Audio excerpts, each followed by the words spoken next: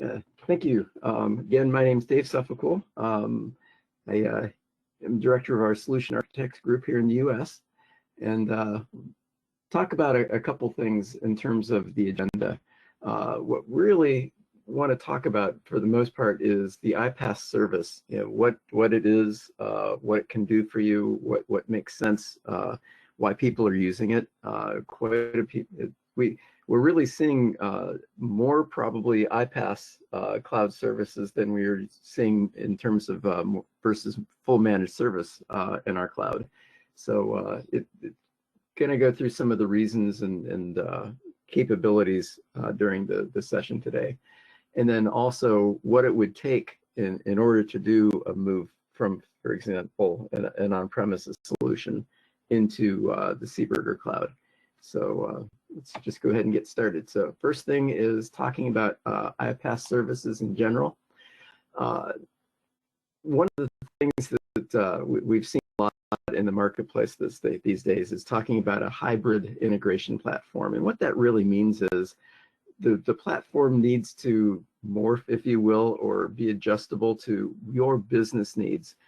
Those business needs can be, organizational, they can be structural. You don't want to maintain everything in your own data center anymore. It can be, based upon trading partner requirements and governmental mandates, that sort of thing, or industry mandates. So there are a lot of reasons where the people are looking to going towards a hybrid platform. And the other thing that's important about a hybrid platform is gives you not just the security and flexibility, but it also gives you the ability to move to a different model if you want within that platform. So one of the things that's unique about SEEBURGER is our software that you use to run an on-premises implementation is the same software as our iPaaS or our fully managed service. It's just a matter of how those capabilities are presented to you and who's responsible for what. But if you're familiar with BIS as an on-premise solution, you will also be familiar with BIS within the SEEBURGER cloud. This particular graphic shows, I think, pretty clearly who is responsible for what in each of those models. The blue icon is the things that the customer is responsible for. So in an on-premises implementation, you're responsible for the platform, i.e. the operating system, the database, the servers, everything, as well as running BIS itself, the integration tasks. Whereas with iPaaS, we take that requirement for the platform itself off of you. We run BIS, we manage it, we manage the database, we manage the communication servers. Everything in terms of the background is our responsibility. And the customer that can then do trading partner management, mapping, monitoring, that sort of thing. So it's kind of a teamwork approach, if you will. We manage the stuff that's the infrastructure and the software, and you run it essentially. And that would happen in the SEEBURGER cloud. Or I'll be talking a little bit later on. We can also do that in hyperscalers. So we'll talk about that in more detail later. But then the fully managed service basically is, we consider kind of like a black box. We run it for you, we monitor it for you. We will contact you if there are any exceptions. You're still kind of responsible for the business of EDI, but we're responsible for the technology of EDI. And it's not just EDI, it's also MFT, it's also API management. All of those things can be run within any of these implementation models. So the idea behind it is really giving you the security requirements that you need with you not having to be an expert in all aspects of the security. Gives you the flexibility to match to what best fits your business. And it also gives you the ability to free up your internal resources, i.e. people, for business-related projects. I don't know of an IT organization out there today that doesn't have a backlog of projects that are really going to the bottom line.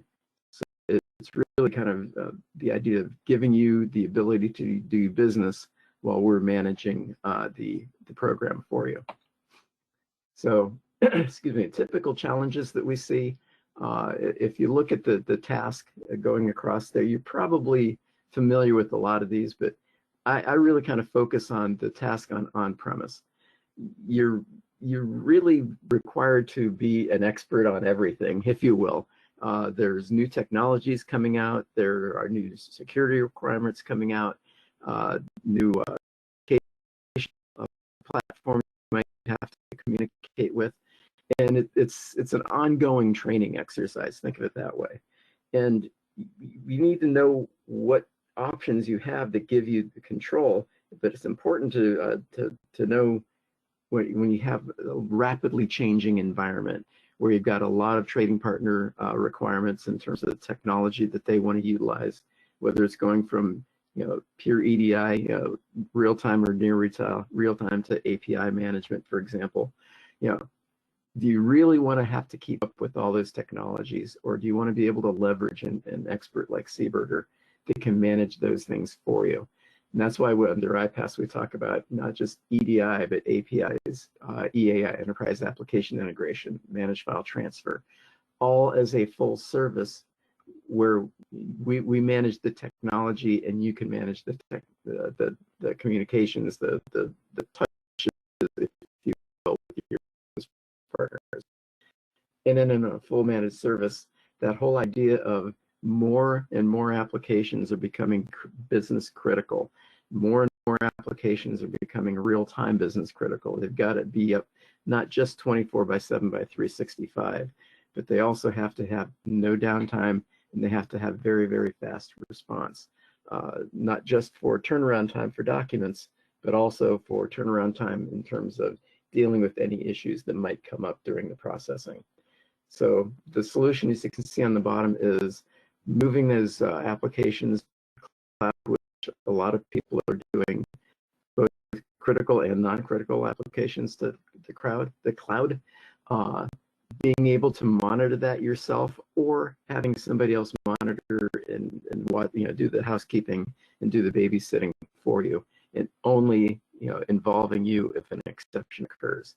So how active do you want to be? How much time do you want to spend doing all those different activities is going to then also dictate which type of that implementation solution you might want to pursue. So the different options for iPaaS, just real quickly, I'd already mentioned some of this. It's not just EDI. It's MFT, it's the onboarding of new partners, for example. Something I hadn't mentioned yet is, if you've got just, a trickle of new partners coming in, or a mass of partners coming in, and a lot of times we see mergers and acquisitions where you've got a large number of business partners you need to onboard into your programs. And one of the things we're seeing a lot more now, it's really prevalent in Europe, but it's catching fire in the US and Canada and Mexico and South America as well, is e-invoicing. Government mandates for e-invoicing capabilities, because they want to get their tax dollars too. But in their mandate that you have to support e-invoicing so that they can keep track of the sales and the taxes that are due to them. So those are the kind of the standard services within the iPaaS options, but there are also extended services available, doing where we call advanced process monitoring, where we go beyond just the typical incident handling. We can go out and proactively look and see what's going on. Maybe your volumes are increasing unexpectedly. Maybe for a particular trading partner is suddenly having a large percentage of errors. That advanced process monitoring is something that we can offer as well, is in addition to backup and restore services. The backup and recovery and the business continuity are things that are also available within the iPaaS options as well. Kind of the basic underlying thing is the operation and the infrastructure. The fact that we do have the help desk, release management. We have, I think, a fairly reasonable requirement of service packs. We can go back 10 service packs back, are still actively supported in our system, even for on-premise. But if you go into an iPaaS, you don't have to worry about that. We do all of that implementation of new service packs. And I can tell you from personal experience, that is something that, it doesn't really improve the way you do business necessarily, but it does take time, and it makes sure that you are current with all security requirements and such. So those service packs are very important, and they do take time to implement. That's one of the things within the iPaaS and the fully managed service. We manage that for you. And again, on the bottom, the infrastructure, ongoing day-to-day operations, the monitoring of any errors that might occur, whether they be data errors or connectivity errors, that sort of thing. We manage all of that for you. We have that in our own SEEBURGER cloud, and also we now can implement within an AWS implementation, run your iPaaS within AWS if that's the way that you prefer to go. Maybe you already have a lot of applications out on AWS, for example. Azure is coming on board as well as Google Cloud. So the Amazon's the one that's in production, but the others are coming down the pike. So forgot that was a build. Okay, so the whole idea here is, again, making it sure that you can implement it the way that makes most sense. This slide, I like this slide, but there's one little piece that people tend to not really interpret correctly. All those pieces on the right-hand side, IT security, motherhood and apple pie. Operational reliability, absolutely, we're responsible for that. Having the help desk, the event monitoring, the release management, I already talked about. Profitability isn't for SEEBURGER. That's for you.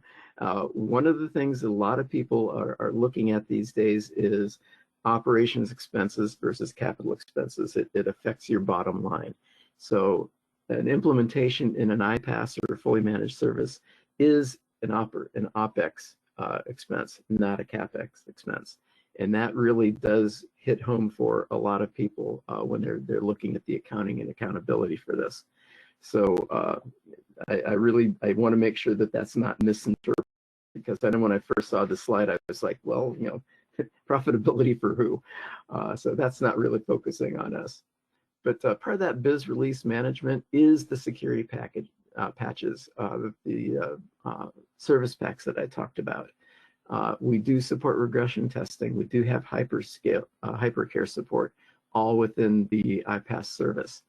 And when we talk about the monitoring and looking for exceptions and errors, this kind of gives you the idea of what we're looking at.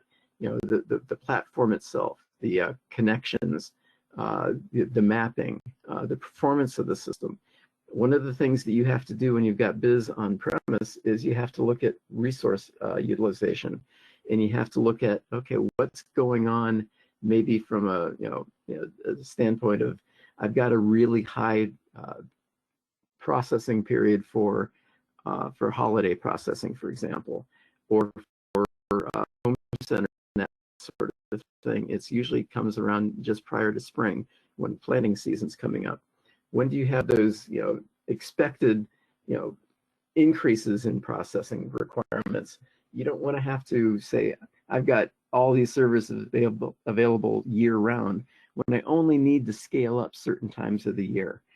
That's something that our cloud can offer, and we can also offer as part of the AWS service, is the ability to make sure that your performance is where you expect it to be, based upon guaranteed and agreed upon service levels. So that's something that, again, you don't have to worry about, you don't have to plan for internally in terms of your infrastructure. We would manage that for you. So the other thing too is giving you the ability to know what's going on without you having to babysit it 100% of the time. We can notify you of the exceptions that occur in processing, and if you don't hear about any exceptions, go on with your day. It's good news. You don't have any exceptions going out there. So the whole idea here is, again, taking off that day-to-day, I'm not going to call it busy work, but the day-to-day tasks that keep you engaged where you can't do other things that might be more profitable for you running an actual business. Instead of running EDI, run your business.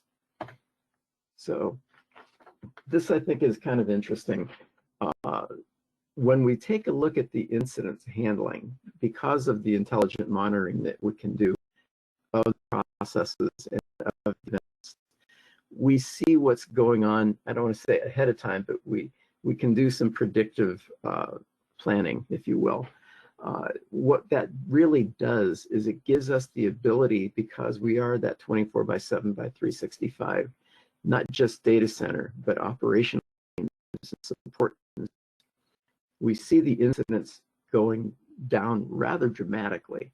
The incidents can, I'm not going to say they're ever going to get to zero, because they're run by humans at the trading partner level.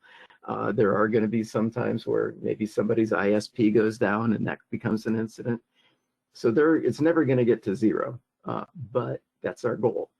And if you actually take a look at where we're running, we're getting very low. I mean, less than 100 incidents per 100,000 or per million is pretty darn good. So we're actually seeing that because of those extended services, we're seeing those incidents proactively being reduced. I'll just put it that way.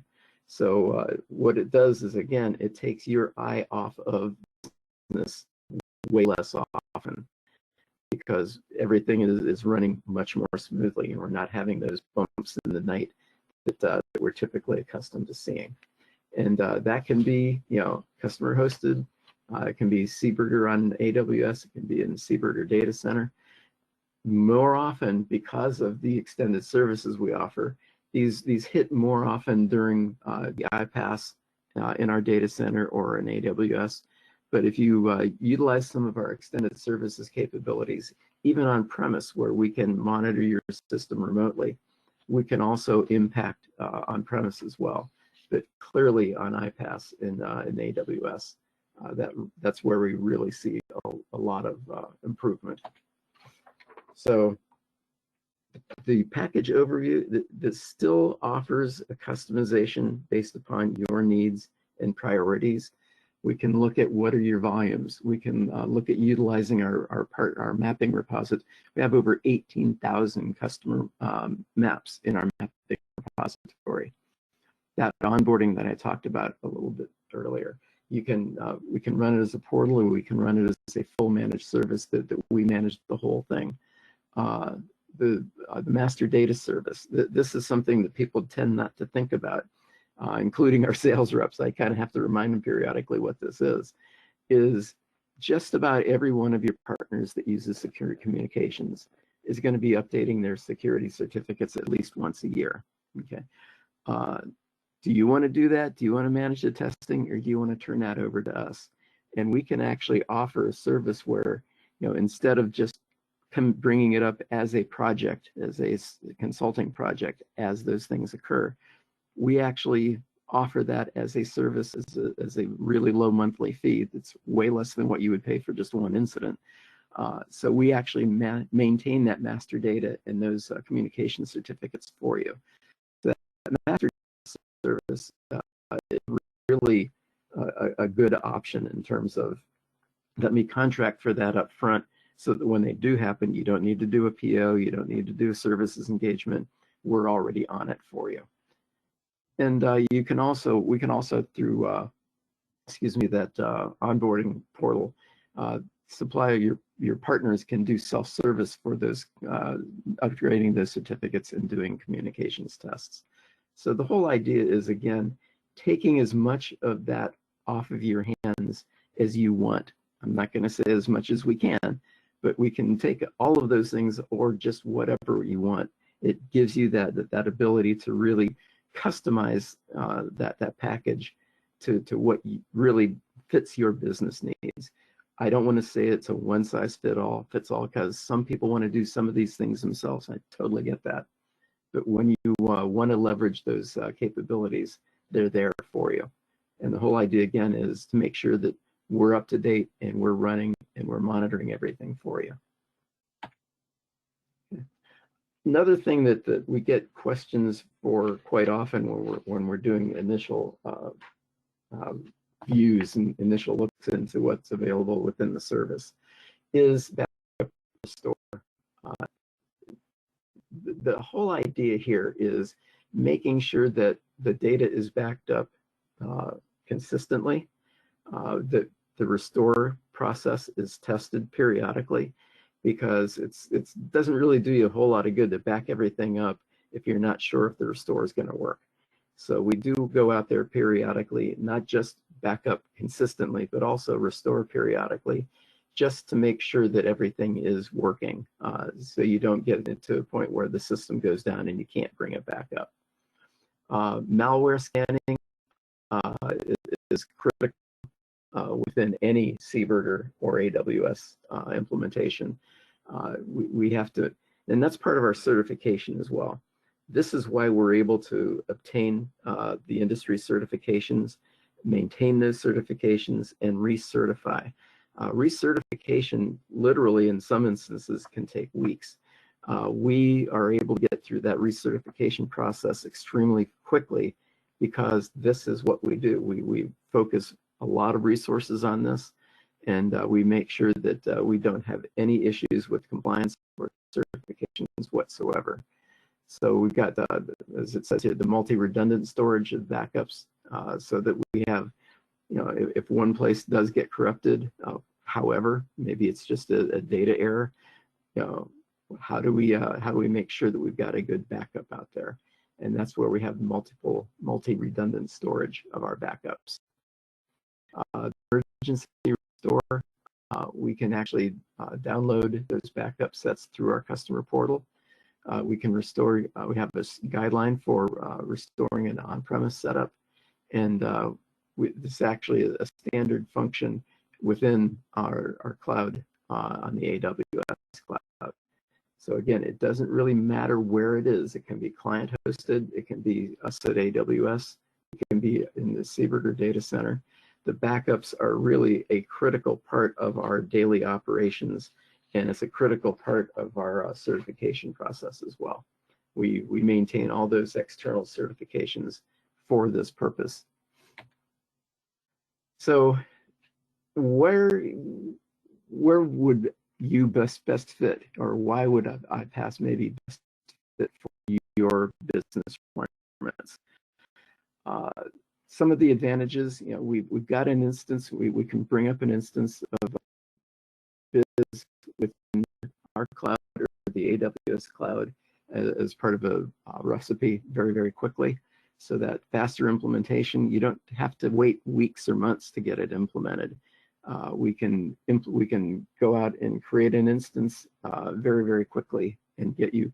The longer thing is getting trading partner setups and mapping setups and communications tests done. But getting the instance started up is very, very quick. So it's reduced time to market. All the maintenance updates are done by us. And again, as I mentioned, putting your IT teams on things that are more business critical, application critical than this doesn't require you to invest in the hardware. That's something that we do. It becomes very scalable, like I mentioned before. If you've got periodic seasonal increases in processing requirements, it's very easy to take care of those things. The scaling is very fast. The whole idea too is, I mentioned certifications on the prior slide. We maintain those certifications so that you don't have to, whether it be with a customs agency, whether it be with a government entity. Because of the certifications we have, you don't have to do that. And that can be very time consuming and very expensive for individual organizations to maintain. You don't have to worry about that. We do that. See, there's a question that came in. We'll handle that at the very end. The other thing that I tend to look at here is, you know, it talks about the flexibility requiring, you know, to your needs. Access to new technologies is really a big piece of that. We're responsible for making sure that new technologies are available to you. Whether that, you know, one of the things that we're seeing quite a bit these days now is people going to especially within the banking industry and people who have to deal with their banks. ISO 20022. That is a different XML format than people are accustomed to using with the old banking industry formats. So obviously, we need to stay up to date on that, and we need to be able to make that available to our clients. So you don't have to worry about not just new technologies, but maybe new standards and data structures. So it gives you the ability to adapt to those changing business requirements very quickly because you don't have to focus on that. SEEBURGER focuses on that for you. The other thing too is we talked about reduced downtime. Reduced downtime is really important because not only from the SLAs, but the idea of you don't have to have active going on in your system. So you upgrade one system while the second system does all the processing, then bring the first system back up and then take the second system down to do the upgrade. We do all that for you. So when I talk about the service packs, that really can be a significant time draw if you're doing that on premises. Whereas in the cloud, it's totally, you even really see it. It's totally transparent to you. So we're responsible for maintaining those service packs and doing the maintenance, not just on the hardware, but also the database, the application, the whole 9 yards. So that really does free up a lot of time that you have that you can do other things instead. Service packs, it's interesting. There's a lot of new functionality and capability, especially from the security side. So you don't want to get too far back on service packs because those security improvements are part of service packs as well. So the whole idea there is to give you, free up your resources and let us do what we do best, quite frankly. What we call our premium service management. Okay. The whole idea here is we have dedicated service managers for this, 24/7 by 365. We monitor those service levels. We monitor those key performance I can almost talk today. I'm sorry about that. The key performance indicators. Managing an incident. An incident isn't just a bump in the night. An incident can sometimes be ongoing. We've got to retest communications with the partner because their ISP went down, for example, or because their application went down. Making sure that the data has been processed, all the data has been processed.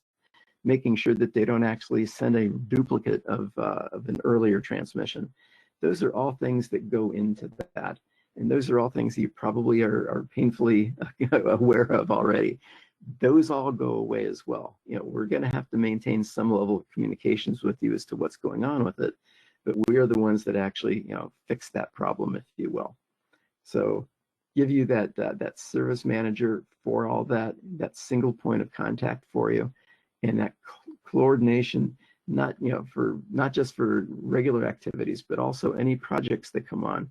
If you're adding new partners, or you're upgrading a version of the standard, or you're changing your communications, we coordinate with you on all of that.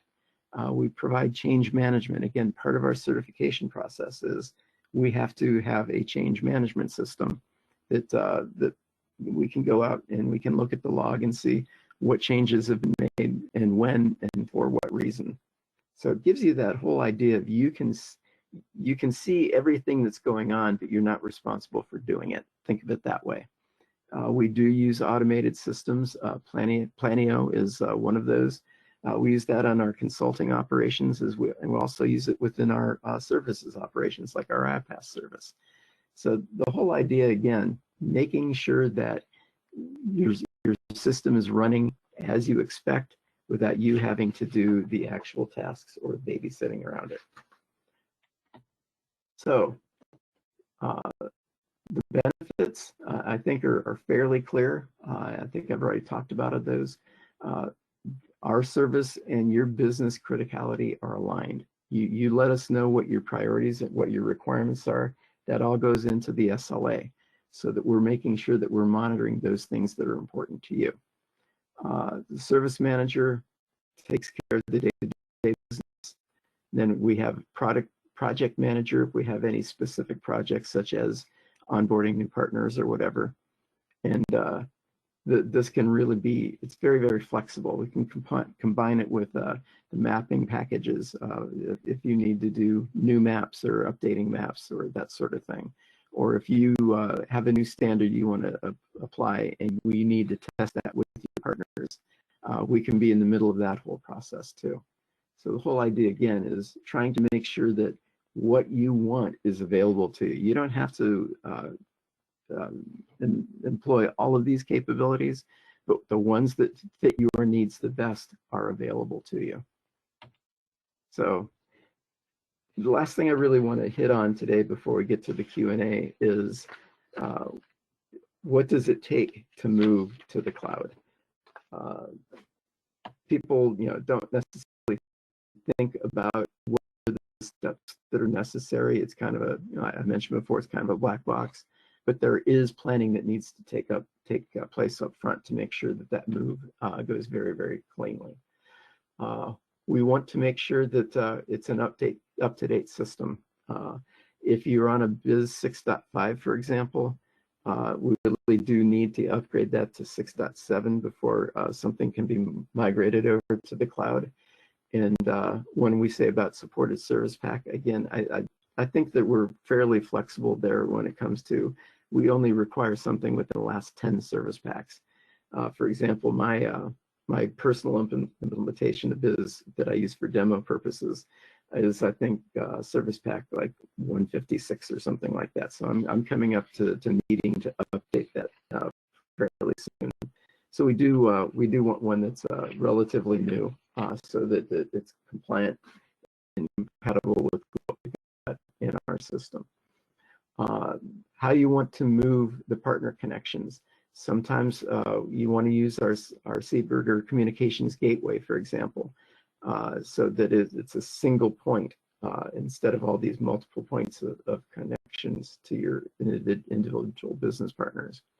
How do we connect to your application backends? It's not an issue. We support, obviously, if we support it on a premises, we'll support it through our cloud, but we need to know how you're communicating to that. If you're on an older solution, such as S3 B2B or S11000, we use the SEEBURGER standard solution in our cloud operations. So we may need to tweak a few things because all the functionality is supported, but sometimes it needs to be tweaked a little bit to the new standard, just put it that way. And then review of all your connections, things like your file systems, your databases and such. What encryption is required? Are there any old protocols that you need us to support and connect with? So again, just things that you need to consider up front in order for us to have a successful migration over to the cloud. So standardization is really key. We have to make sure that the backup and restore fits within your expected way that we run those and timeliness and such. Certificate handling would then be turned over to us. Unless you want to do that yourself within an iPaaS, you can. So how do we want to use your existing connections, or maybe, as I mentioned, move over to the communications service? Talked about this one already. Is a VPN going to be used, or is something else going to be used? How do you want us to connect to you? How do we want to make sure that that communication is secure between us and you? Talked about this one already. System connections, again, everything has to be a secure connection. We don't want anything that goes on between us and you to be over the open internet without secure protocols. So again, making sure where those connections are, where those file systems are, and how we connect to them. And then if you're moving to the cloud for your operations, you might want to move your databases into the cloud as well. Doesn't have to be, but it's just something that you want to consider. Does that make sense for you? And then, are there any unencrypted protocols? We We support FTP reluctantly for the reasons you probably can already guess. It's not a secure protocol. You don't necessarily get acknowledgements back. You don't really know if it's ever gotten there. So it's nice because it's free, but there are some limitations because it's free. I'll just put it that way. So we can do it, but we really want to get rid of that if at all possible. And then making sure you have all of your connections identified. It's very rare that we come up with a move to the cloud where we haven't considered all the connections. But you know, every once in a while it does. So make sure you really do take a good look at all the connections that you need. All the different points you have to consider when moving to the cloud. You know, why are we doing this? Again, we kind of talked about that already. The platform setup, the entire landscape, all of the networks, all the connections, not just external, but also internal. Don't forget about those internal connections that you've got, maybe to warehouses or distribution centers or other divisions, that sort of thing, that are supported from BIS. Platform updates, again, make sure that you plan for release upgrades. We actually make sure that we are doing that internally, but you also have to look at what's going on within a cloud, with or without SEEBURGER service. What are you doing with those hyperscaler services and testing with them?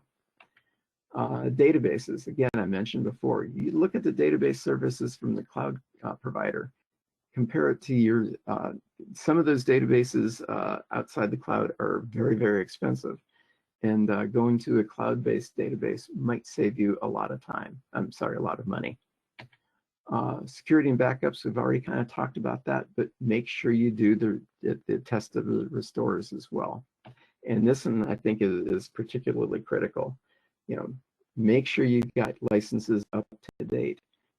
Make sure, you know, for things like databases, if you're going to use those, make sure you have licenses for all of those components.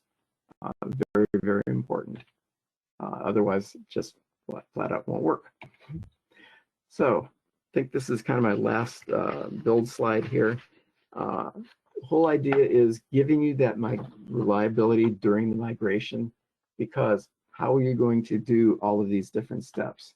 You've got to, you know, take a look at your existing landscape, take a look at your trading partners and their requirements, if there's anything unique to that, especially when it comes to connectivity. Make sure your master records are up to date. We've seen a lot of times where people can reduce, you know, their master records by, you know, a quarter to a third to 50% sometimes because of old setups out there. And there's no sense in migrating an old setup to a new system.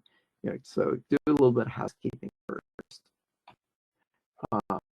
Transferring the master data and your processes, again, we've got tools to do this, so to make that as easy as possible. And then do a unit testing, supporting that end-to-end testing, user acceptance testing, trading partner acceptance testing. Those are all part of that transfer. So the whole idea there, again, is to make sure that it's reliable and it supports what you're doing today in the new environment. So all the different things need to look at, just as a kind of a checklist, the versions that are installed, partners, the processes, and the maps, customized items, any configuration checks we need to do, especially when it comes to communications. Naming conventions, sometimes this is a good time to clean up things there too. If you had some old naming conventions that you've kind of replaced and you're just doing it piece by piece, maybe this is a good time to update those so that you have a standard naming convention across all of your connections.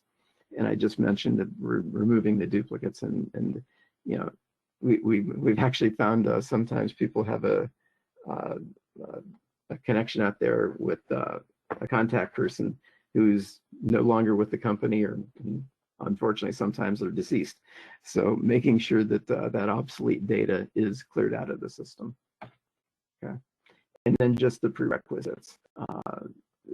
This is all going to be provided for you after the webinar. So just this kind of considers kind of like a checklist as well.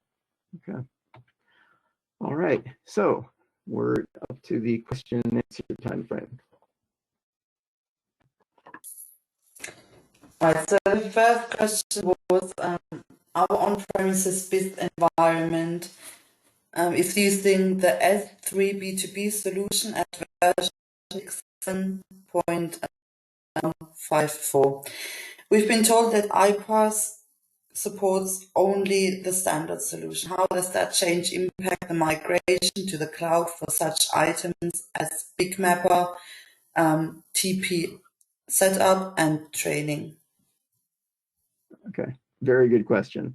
First of all, your BIC maps are still supported in iPaaS, okay? We may need to look at if you've got any customization in your S3 B2B. There may be some tweaks that are involved. That's all part of the project, if you will, to move over to iPaaS. I would not say in any way, shape, or form that that is unusual. I know a lot of people that are still running S3 B2B. I'm not going to say it's just it migrate straight over. There are some things that we're going to have to do. They are not. I don't consider them to be, ground shaking or stop. It's going to stop the whole project. But some things are going to have to be updated. And what we'll do is we'll go from S3 B2B to the standard on your system, and then we'll migrate that over to iPaaS. But it is a project, and it just depends on how extensive your system is and how extensive any modifications might have been. And it's really a project by project. I can't say there's a one size fits all. It just depends, and we'd really have to take a look at your existing implementation.